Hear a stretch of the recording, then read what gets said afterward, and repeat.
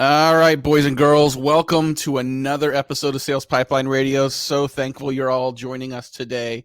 If you're watching us live on LinkedIn, thank you very much for joining us in the middle of your workday, beginning of June, almost halfway through the year. At least it's summer now, Kay, with early mornings, late evenings, lingering outside, dining outside. It's all good. But we are here every week, as some of you know, every week, 11:30 Pacific, 2:30 Eastern. Now doing this on LinkedIn Live in addition to our podcast, so you can join us live at any time. If you are watching this on demand, thank you very much for checking it out.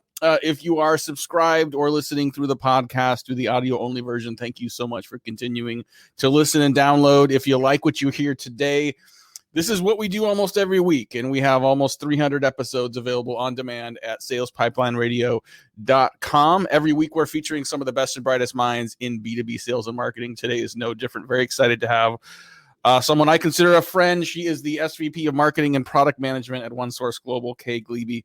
Kay, thank you so much for joining us today. My pleasure, Matt. I'm so happy to be one of your guests. Oh my goodness. So there are so many things we could talk about. You are a regular at our Friday morning CMO Coffee Talk group as well. And every time you share something, like the chat lights up with people saying, I want to be Kay when I grow up, just because you've got just so good instincts and experience together. Just really, really is so useful. When we talked about what to cover today, because we could literally cover anything, you immediately narrowed in on one of my favorite topics, which is sales and marketing alignment. Which, look, it's one thing to say at sales kickoff, sales and marketing agree on things. It's another thing to put that in practice. So I guess maybe I'll start with, of all the topics we could cover, it's the first one you mentioned. Why? Why is that one at the top of your mind? It is the one thing that gets the most visibility at the C-level, really, is sales and marketing joined at the hip. Do they have agreement and alignment on what they're going out to do? And do they trust each other, or do they throw each other under the bus to make sure that all the numbers that are being reported, all of the success is done jointly? And, I frequently say to one of our sales RVPs, I care more that his team is getting all of the opportunities we can possibly provide.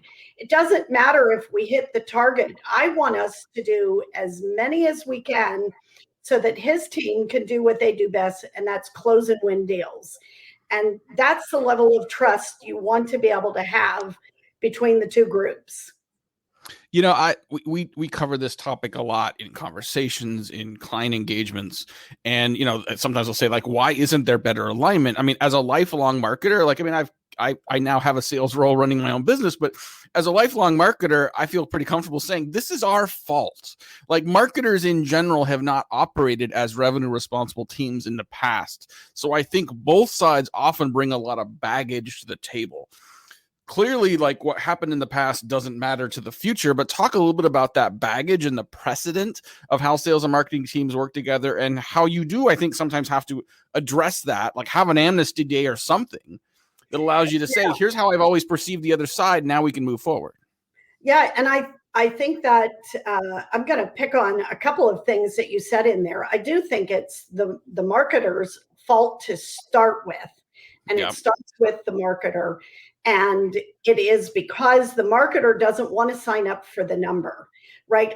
And I've been in many different functions in organizations. So unlike you, who have been in marketing forever, I like to say I dabbled in a lot of different roles within an organization. But the one thing that I know is that as a marketer, if your team doesn't believe that revenue number or that customer retention number are as important and your commitment to, you're not going to get alignment. You are not going to be doing the things that align to making the company successful. Companies don't need marketing to just do great things and put out cool ads and, say, well, we're influencing so many opportunities. They need to be driving marketing generated opportunities. They need to be showing how they're getting engagement from that targeted audience, and then getting that passed over to sales in a way that will help them win, and to ideally do it at a higher rate because it's a more qualified opportunity coming in. You touch on sort of expectations around this, right? And so it's like, again, it's one thing we can say at Sales Kickoff, we're all aligned. How we operationalize that is a different thing. Some companies talk about having service level agreements, SLAs, to sort of like, say like, hey, we're only going to get these certain type of leads from marketing, and we're going to promise we're going to do this kind of follow up. I've always felt like SLAs are sort of a forced way of driving alignment. What do you consider some of best practices to create more natural alignment and really expectations about how each side is going to operate to support one another? I would say I am, that people from Missouri, they're the show me state. I think sales is from the show me state. You can put SLAs and all that, you can do that. But what you really need to do is say, this is the target, this is what we're going to try to do. And then you need to show how you're going to do it. And you have to be willing to get feedback on why it's working or not working. You also have to be willing to say that sales maybe needs to step up and do their part. They may not be doing all of the things that will help them really take advantage of what marketing is providing. And so accountability becomes a two-way street. Another tactic that has worked really well in all of my career is sometimes you just have to find that advocate or that person that you can partner with and show them and help them get success, and then others start to follow. So I'm going to go back to when we started having corporate sales development. Mike Porch, our SVP of sales, and I both agreed it was important to have a sales development type role. And we talked about, should it be in sales? Should it be in marketing? We put it in marketing. And we have driven tremendous results for getting opportunities to Mike's team of account executives. In the early years of doing this, we're about 2.5 years into it, almost 3 years now. But in the early years, we only had a few AEs, account executives, who would work with the customer sales development or the corporate sales development representative. And then as it went into the next year and the next year, now everybody is demanding, I have to have my CSD. And the CSD is really that funnel for everything we're doing in marketing, all the things that should be inbound, all the things that should be outbound, and qualifying them and sorting them out so that sales can go faster. So we've taken the role to a different level because many organizations will try, a BDR and SDR, we call them CSDs. And we've taken it that step level where the CSD actually qualifies the opportunity and says, we have budget, we have timing, we're talking to the right decision maker, all those things, so that sales knows they're going to be brought in to engage with something that makes sense. And we have a higher likelihood of converting those.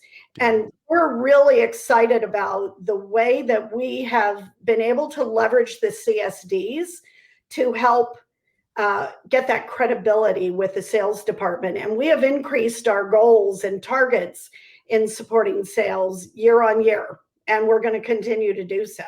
That is such a great story. If you're just joining us, we're talking today with Kay Glebe. She's the SVP of Marketing and Product Management for OneSource Virtual. Speaking of that title, Kay, so we're talking about alignment between sales and marketing today. How important is it to add product to that alignment mix? Because I think a lot of companies will say, well, let's talk about funnel, let's talk about leads, let's talk about pass along into further into the buying process. How important is it to make sure there's alignment between sales, marketing, and product? And what does that produce for companies that do it? Yeah, I actually need to inject a correction. So we recently decided to break out the product management role and hire an SVP of product management. It's a big role. It has a lot of accountabilities to it, and the alignment, you're absolutely right. So even though I had that as part of my role We did a couple of months ago. We hired a new SVP of product management. He's terrific, Sajad Khan. And the connection, though, has to be that not only are we looking at what products are coming down the pipe and how will marketing think about promoting them and driving campaigns around them, but what about the existing products? What products are important to the company? What are the things that are our bread and butter? What are the products that have the highest profit margin? Where do we have more targeted accounts that we can get more volume if we but focused on it? And those business metrics of profitability, scalability, all of those things, you're looking at those. So being able to talk, and it's not just sales and product, it's finance as well. Yep. So a good marketer is going to be thinking about how all of those pieces fit into the type of product mix and the campaigns that we are driving to put in the hands of sales. We hear a lot of talk about sales enablement as a function across sales and marketing today. I've heard some people describe it as buyer enablement, which is sort of at least a nice way of saying like, well, we should really focus on what the buyer wants, not just what we as salespeople want. I've heard some people describe it as revenue enablement, which implies not just the buying process, but sort of the overall, how do you enable the lifetime value across account management and customer service teams as well.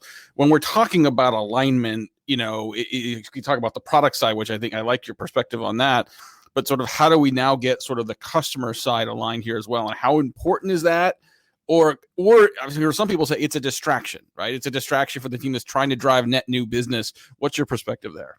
I think it can't be a distraction. First of all, your existing customers are incredibly valuable. To replace any one customer and still have to grow your revenue, well, that's a hard thing. Why would you willingly let a customer go or not do everything you can to try and keep that? So this year, we added a second target and a small group that is focused on customer retention.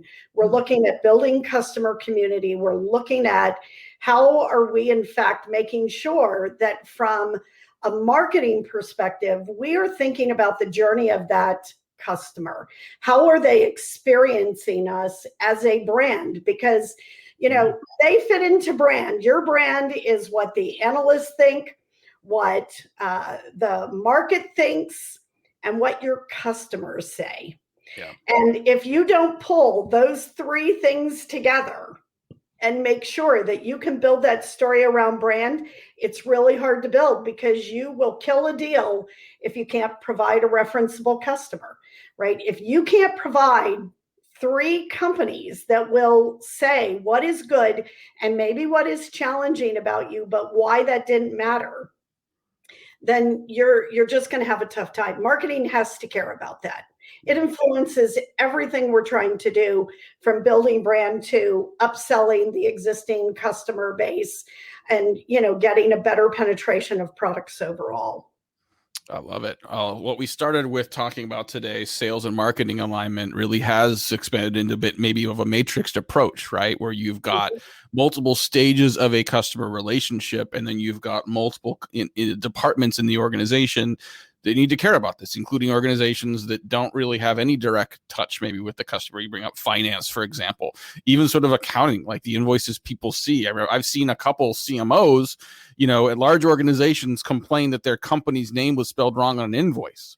That's something coming out of an accounts receivable organization that may not touch the customer, but all of a sudden it's a touch point. It's an impression of your brand. It's even if it's just optics, even if you can say, oh, well, it's just because no. This is what your customer sees. Right.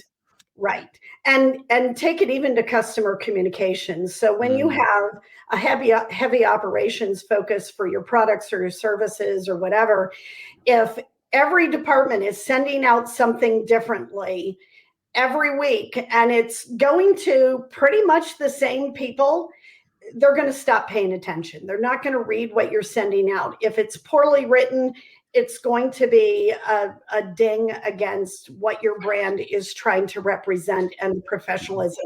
So all of those pieces do roll up for us into marketing, and we are working with customer success, operations, finance to understand profitability, viability, where are we at plan, what are the targets for this year, what are the targets for net new. So it's not just about sales, net new accounts. It's also about what are we upselling, what are we doing to keep that funnel moving and producing. Love it. Well, we're just a couple more minutes left with our guest today, Kay Gliebe, talking about sales and marketing alignment, really sort of overall sort of revenue alignment. This is no longer a binary thing. This is a matrix. You got me thinking about a whole new framework for how to think about this. That ultimately, I mean, if you're listening to this and thinking, boy, I'm just having a hard time getting these two organizations to have the same goal, this matrix approach, I think, is really, really powerful, but could be intimidating for people that aren't there yet. Let's say next week you start as CMO at a new company. Let's say someone listening either is doing the same or says, you know what, I want to enact this kind of change and this kind of impact on my organization. Where do people start? Where are some of the foundational elements that can make this successful? Get to know the people leading the group, get to know the people right below them, and find out what's important to them. What are they tracking? What are they measuring? What do they perceive the problems are? What do they think about the marketing department? What do they think about the relationship between sales and marketing? Because that's the easy thing to pick. What's harder to point at is marketing thinking about the financials. Is marketing thinking about customer success? Does marketing have an eye to how operations is performing and what that could potentially do to enhance or detract from the brand? So the very first thing is you have to know those people, and you have to find a way to connect with them and figure out what you can do for them. Not what they can do for you, what you can do for them because it's important to them. Right. Well, that's a great point to end on. What can you do for them? Put that perspective forward first and foremost. Kay, you do not disappoint. I think I mentioned before we got started, you are a regular for our CMO group on Friday mornings. And whenever you have something to share, the chat just lights up. If you're like, I want to be Kay when I grow up. This is so good. Your perspective and just the way you think through it as well. So refreshing and helpful. So thank you so much, everyone, for listening. Thank you to Kay Gliebe, our guest today, the SVP of Marketing at OneSource Virtual. We will have this episode on demand. If you want to share this with other people on your team, other people in your network, we'll have this on demand almost immediately on LinkedIn, and we'll have this up on salespipelineradio.com as well. Thank you very much for watching and listening. We'll be here again next week, 11:30 Pacific, 2:30 Eastern. Until then, this is Matt Hines. Thanks for watching another episode of Sales Pipeline Radio.